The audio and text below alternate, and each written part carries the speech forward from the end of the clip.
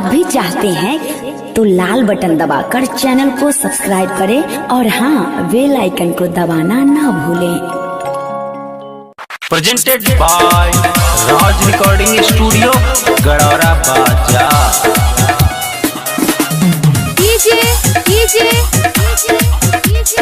Amit Aphar